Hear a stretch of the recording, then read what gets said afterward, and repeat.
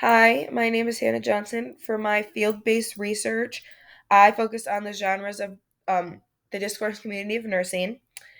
So, getting right into it, I used a lot of information from the interview I conducted with a good friend who is currently a nursing student at Michigan State University. I used her suggested advice and my own personal research. So, based on the research I found, charting technology and electronic medical records are the three main genres of this community.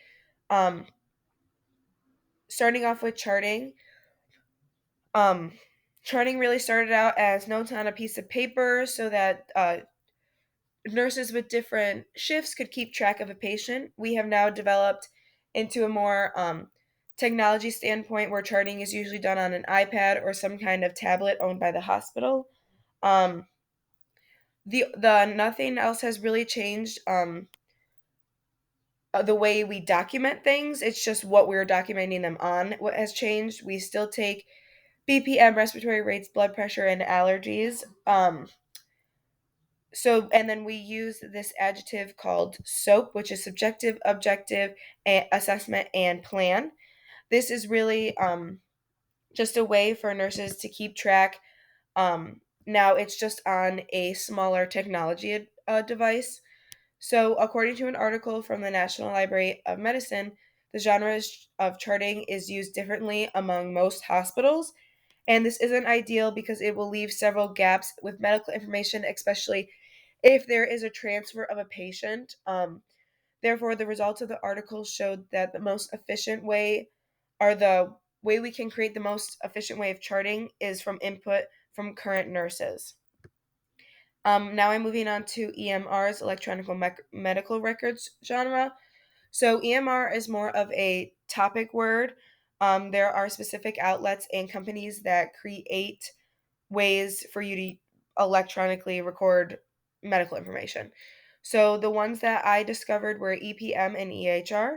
EHR stands for Electronical Health Records, and EPM stands for Electronic Patient Management.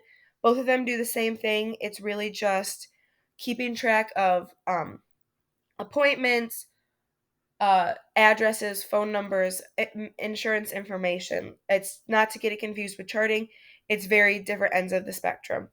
So, um, after doing some research, according to an article from the National Library of Medicine, by 1992, hardware and technology became faster and easier to access, providing effortless access to medical records. EMRs provide a way for professionals in the nursing community to communicate about information regarding a patient. Also, the development of EMRs has opened up a world of possibilities, including better patient care, better patient turnout, and higher success rate among the hospitals. This technology advancement that EMRs and charting has gone through just brings me into the genre of technology.